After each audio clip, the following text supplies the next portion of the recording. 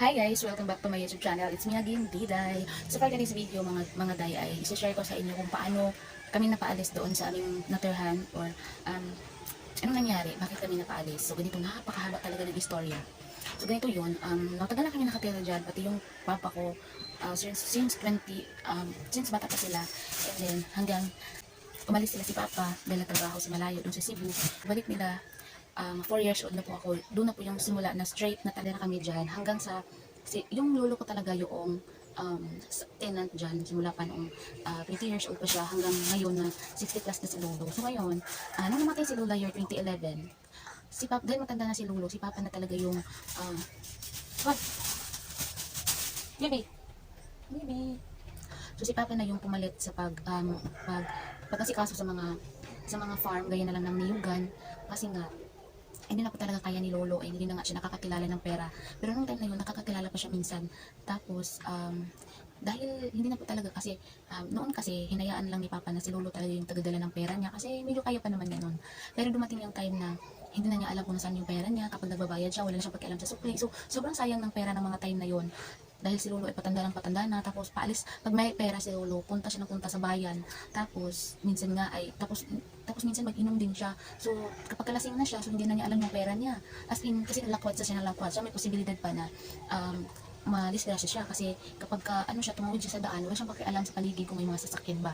Kaya naisipan ni papa, nakapag-desisyon si papa na yung si lolo ay hindi na siya bigyan ng pera kapag mag-harvest na ng niyog, kung sakasakali na magkaroon siya ng kita. So, ang ginawa ni papa, kinuha niya yung pera ni lolo kapag nasa kanya na yung kanyang part na bahagi niya sa pag-harvest ng mga niyugan. So ngayon, simula noon si papa na din yung nagpapa-harvest, as in lahat si papa na yung gumagawa noon kasi dalawa lang sila na magkapatid na nandoon sa lupa na yun. Yung kapatid nilang hindi siya bunso, basta kapatid ni papa, nakakabatang kapatid ni papa. So ngayon ay ito naman si papa, siguro yung mali doon, hindi ko alam kung kailangan ba talagang bigyan yung uncle ko, kailangan ba talaga siyang bigyan ng bahagi or bigyan siya ng share kung sakaling makatanggap na ng si lolo.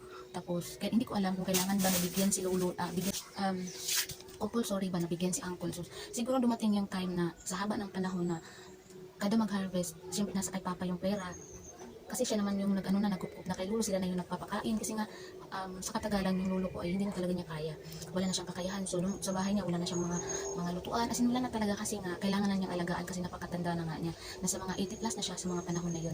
So, dumating yung time na para bang, ito namang yung kapatid ng papa ko, para bang nainggit siya na lahat na lang ng mga ni lolo, si papa, yung pati nga sa senior citizen, kinaiingitan nila yon every time na mag-release ng pera yung sa senior, para sa monthly pension, pati yun, parang gusto nila na makibahagi, gusto nila na i-sharean din sila ganun. So ngayon, dumating yung time na parang gumawa sila ng action.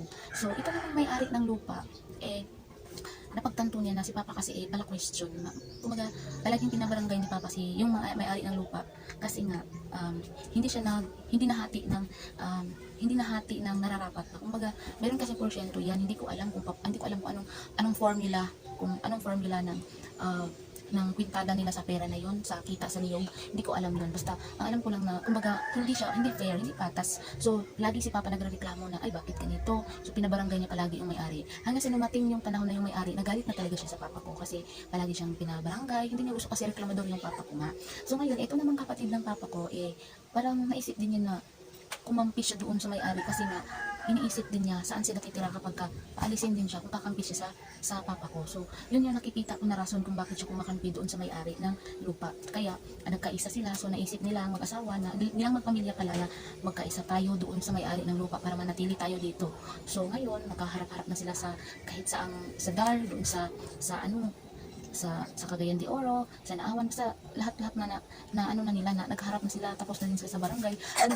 Dumating yung panahon talaga na napag-desisyon na bayaran si papa. Paalisin talaga siya, pati si lolo, kami, pero bayaran siya. Ngayon, may pinapuntang assessor doon sa lugar na yun.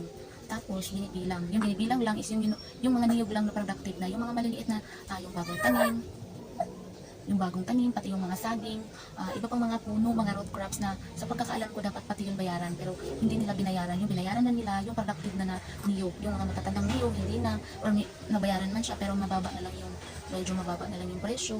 So pagdating ng panahon, binayaran talaga si Papa ng 77,000, yun lang yung pinakabayad. So, pagkatapos nun, napaalis na talaga kami kasi yun po ang kasunduan na pagbabayad siya, tapos pag makabayad siya, kaalisin na kami. So, buti na lang, meron pa namang ibang lupain si Lolo na binabantayan, doon sila ngayon, si Mama at si Papa, pati yung isang kapatid. So, ako lang talaga ang lumayo kasi bago pa lang talaga kami napaalis, talagang naiplano na ito na magbili kami ng lupa para patayuan ng bahay, and din talagang nangyari po siya. Pasalamat na lang po talaga ako kasi kahit nangyari man ito, parang balik kami sa uno pero okay lang kasi sariling bahay na namin to, sariling lupa na namin to, wala na pong magpapaalis sa amin dito. So yun po yung iniisip ko kasi talagang napakahirap po talaga para sa amin na sinalubong po namin yung bagong taon na ganito na po yung sitwasyon namin. Napakahirap, and wala po talaga kaming piso na natanggap kasi nga yung parents ko din, kahit nakatanggap sila ng ganung kalasing pera, as in wala talaga kami, kahit pambili man lang ng lansang, wala. So hinayaan namin yung pera na anong gawin nila sa pera nila, hindi kami nangingialam.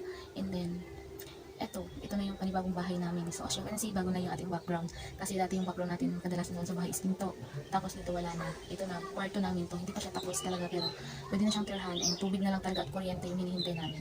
So ayun lamang muna guys for today's video. Sana nagustuhan niyo ito aking pagchika-chika dito sa dahilan kung bakit kami napaalis talaga, na hanggang ngayon hindi maganda yung relationship namin sa mga sa mga relative, sa mga hindi maganda yung relationship namin sa mga pinsan ko and sa uncle ko na nanatili doon sa lupa na yun, kasi nga pakiramdam po talaga sip-sip po talaga kasi sila. And doon po nagpost po kasi ako sa Facebook about sa sip-sip, nag-react po sila kasi nagalit sila sa akin dahil sinabihan ko sila na sip-sip, pero totoo naman po talaga yun. Dahil kung hindi po sila nagpasip-sip, kung nagkaisa lang sana si Papa at saka si Uncle, malaki sana yung posibilidad na pwede pa makakuha si Papa ng lupa or mabahagian siya ng lupa kung hindi man kaya bayaran sa tagal-tagal ni Lolo doon sa lupa na yun. Pero hindi nangyayari yun kasi yung kapatid niya kumampi doon sa may-ari dahil nag-i-expect po talaga siya na siya yung ipapalit na bilang isang tenant. So yun ang nangyayari. So hindi po talaga maganda yung aming relationship ngayon dahil nga hindi naman ako galit, hindi ako galit sa kanila. Medyo nakaano lang kasi nasayangan po talaga ako sa bahay namin doon kasi kahit ganun lang ang bahay namin, malaki din talaga yung ginastos namin, and bunga yan and katas yan ng aking pagtatrabaho noon sa mall. No? So, talagang masakit siya, pero tinanggap ko naman, hindi ko na po inaisip kung ano-ano pa man. So, talagang ito na yung bagong simula namin, bagong taon, bagong bahay, bagong buhay, bagong kapitbahay, ganyan bro. So, ayun naman guys, sana nagustuhan niyo ito aking sinishare. And, huwag niyo naman sana kalimutan na i-like ito ang aking video, and huwag niyo rin kalimutan na mag-subscribe. So maraming salamat sa panonood. Bye!